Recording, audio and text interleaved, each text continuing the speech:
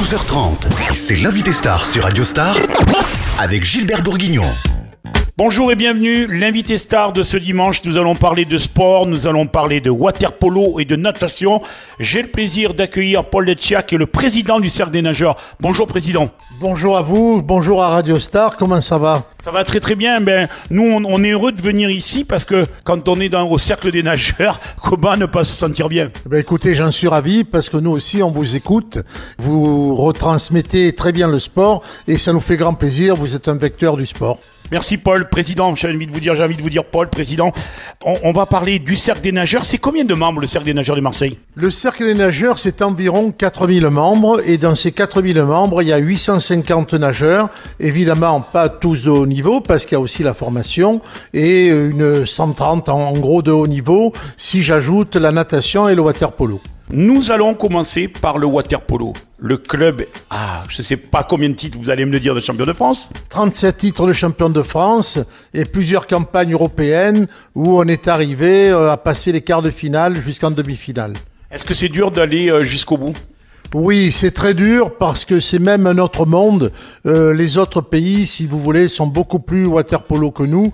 Nous, en France, on en fait. C'est un sport merveilleux, mais malheureusement pas mis à sa juste valeur et on n'a pas les résultats comme les grandes nations, style Hongrie, Yougoslavie, pays de l'Est, quoi. Derrière, l'équipe phare, je parle de water-polo puisque nous évoquerons la natation après. Derrière l'équipe phare, il y a également un projet qui continue d'éducation avec des équipes jeunes qui fonctionnent bien. Tout à fait. Vous savez, nous, ce qui nous intéresse surtout, c'est la formation. L'an dernier, regardez, on a été champion de France en water-polo dans toutes les catégories. Il n'y a pas un titre qui nous a échappé, même la réserve. Et en plus de ça, on a gagné la coupe. Donc vraiment, ça c'est quelque chose qui nous tient à cœur et qui nous fait grand plaisir, parce que quand on voit les jeunes venir apprendre le water-polo dès l'école de water-polo et grandir, ensuite passer dans toutes les séries, parce que tout de suite on est au championnat de France, ça peut que faire plaisir.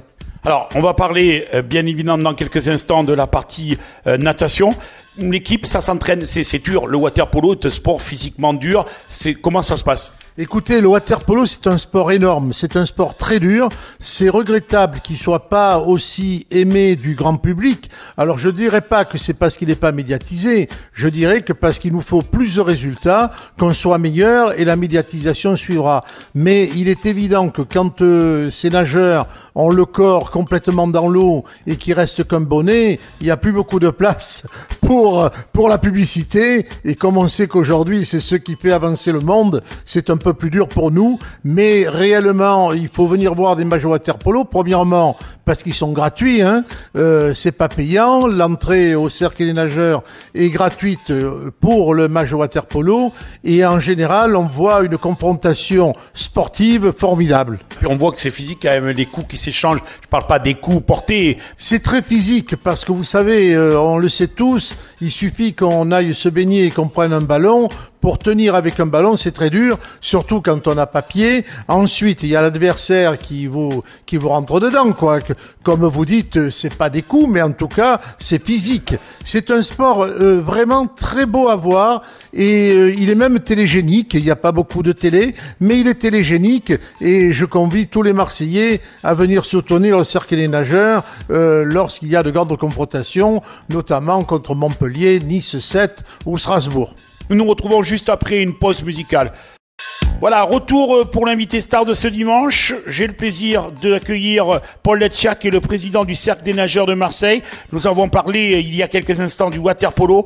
Maintenant, nous passons à la partie natation. Le Cercle des nageurs, président, le Cercle des nageurs de Marseille est vraiment le club phare, le club phare français qui porte la natation au-delà des frontières, puisque vous avez quand même de sacrées vedettes.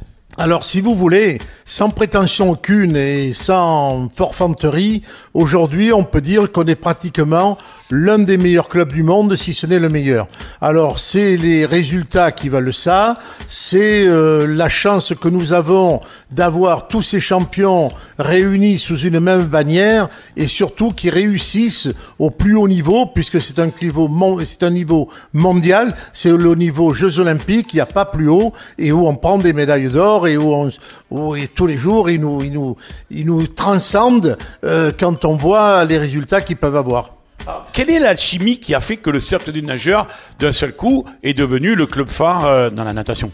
Alors écoutez, c'est très dur parce que l'alchimie, c'est plein de paramètres. Je dirais que le premier, c'est d'avoir un garçon comme Romain Barnier, entraîneur général, qui aujourd'hui d'ailleurs entraîne même l'équipe de France, mais qui est un ancien nageur du Cercle, qui est né à Marseille et qui est venu au Cercle des nageurs pour être entraîneur. Il attire tous les nageurs qui veulent s'entraîner au haut niveau à venir chez lui. Parce que quand les nageurs arrivent, ils sont en formation et quelques temps après, ils sont au championnat du monde où ils sont en finale des Jeux Olympiques. L'objectif l'année prochaine, je vous le rappelle, tous les auditeurs de Radio Star qui nous rejoignent, c'est l'invité star de ce dimanche. On parle de natation water polo. J'ai le plaisir d'accueillir donc Paul Letcha. L'objectif, président, c'est les Jeux Olympiques ? L'objectif maintenant qu'on a pris goût, c'est les Jeux Olympiques de Rio. On veut tous être à Rio. J'espère en avoir le plus possible sélectionné, mais on n'y va pas que pour être sélectionné. On y va pour prendre des médailles. Et là, on se mêle au niveau international, c'est-à-dire parmi les meilleurs et avec tous les pays du monde et notamment l'Australie, les États-Unis. Figurez-vous que Marseille là brille du plus meilleur effet. On en avait déjà parlé. Pourquoi pas un jour les championnats du monde de natation à Marseille ? Alors vous m'aviez expliqué le bassin. Oui, ça c'est un peu plus dur parce que vous savez, pour organiser ça, il faut 2 bassins de 50 mètres, 2 bassins olympiques côte à côte pratiquement, parce qu'il en faut un pour l'échauffement et un pour les compétitions. Alors on n'y est pas encore, mais vous m'en avez parlé, je vous ai dit qu'il faut pas désespérer et je désespère pas, on y travaille pour arriver au plus haut niveau. Dernière question.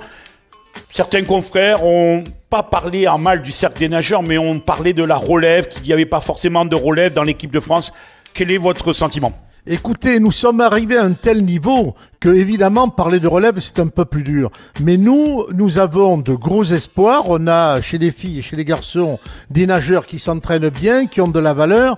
Mais vous dire qu'ils seront un jour au champion olympique ou champion du monde, je ne peux pas le dire parce que je ne suis pas Madame Soleil. Et en plus, j'ai pas la prétention de lire dans le marque de café pour savoir s'ils vont y arriver. Mais en tout cas, ce que je peux vous dire, c'est qu'ils font le maximum pour y arriver. Vous savez, cette génération spontanée que nous avons actuellement, c'est un bonheur, c'est un cadeau des dieux. Alors prenons-le et travaillons pour l'avenir, mais celui qui connaît l'avenir, à mon avis, n'est pas encore né.